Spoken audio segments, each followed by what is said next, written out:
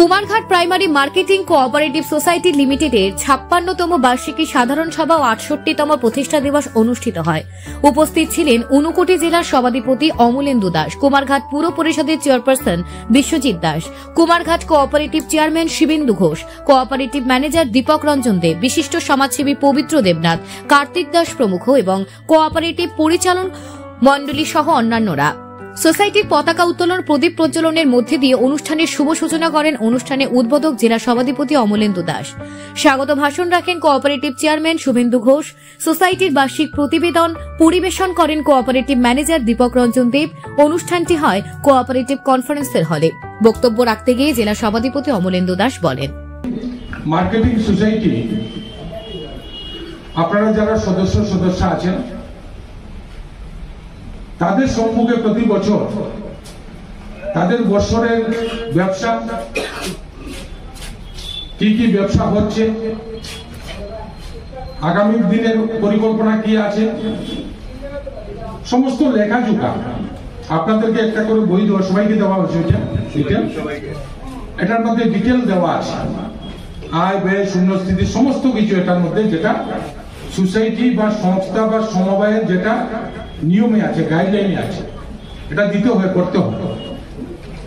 আপনারা যারা আছেন এই সোসাইটির সদস্য আপনাদের জানা থাকার দরকার যে আমরা যে সোসাইটির মেম্বার হিসেবে আছি, আমাদের সংস্থা, আমাদের সোসাইটি এখানে কাজ করছে, বিভিন্ন সেক্টরে কাজ হচ্ছে, এখানে বিভিন্ন দোকান বিটি ভাড়া দেওয়া হচ্ছে, গেস্ট হাউস, শপিং মল, বিভিন্ন রকমের স্কিম এদের চালু আছে, কাপড়ের দোকান, এখান থেকে যেটা ইনকাম হচ্ছে এই সোসাইটির মাধ্যমে। এবং আমার বলতে দিদান, এই কুমারঘাট সোসাইটি ত্রিপুরার মধ্যে সব থেকে বেস্ট সোসাইটি, যেটা এখানে লাভ দেখছে, লাভ করছে।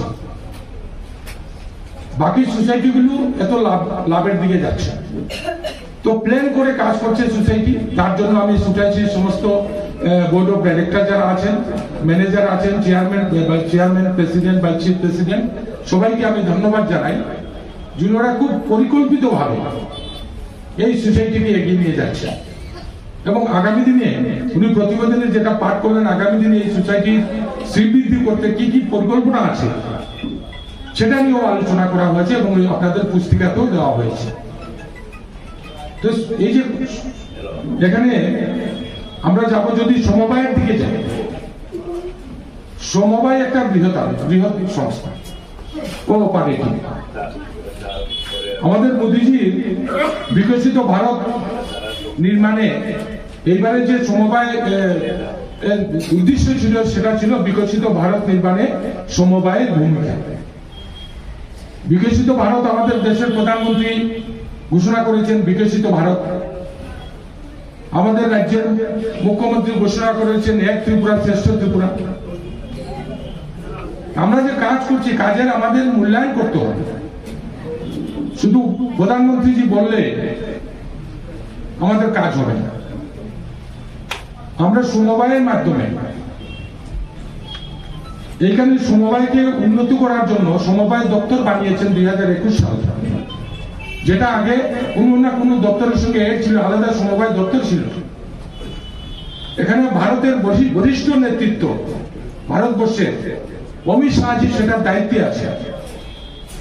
আমাদের রাজ্যে সমবায় মিনিস্ট্রি আছে। যে সমবায়কে সরকার কতটুকু গুরুত্ব দিচ্ছে সেটা আপনারা আপনাদের কাছে পুস্তিকা আছে, এখানে দেখবেন বিভিন্ন বিষয় উল্লেখ করা আছে, যে সমবায়গুলোকে বা কোঅপারেটিভকে যদি এগিয়ে নিয়ে যেতে হবে। এবং প্রতিষ্ঠা দিবস পালনের সিদ্ধান্ত নিয়েছিলাম, কিন্তু আমাদের ভারতবর্ষের প্রাক্তন প্রধানমন্ত্রী ডক্টর মনমোহন সিং এর প্রয়াণে ভারত সরকার 7 দিনের একটা শোক দিবস ঘোষণা করেছিলেন। সেই হিসাবে আমরা আমাদের অনুষ্ঠান স্থগিত রেখেছি। সেই অনুষ্ঠান আজকে আমরা 7 তারিখ আমরা পালন করতে যাচ্ছি। তো আমরা গত বছর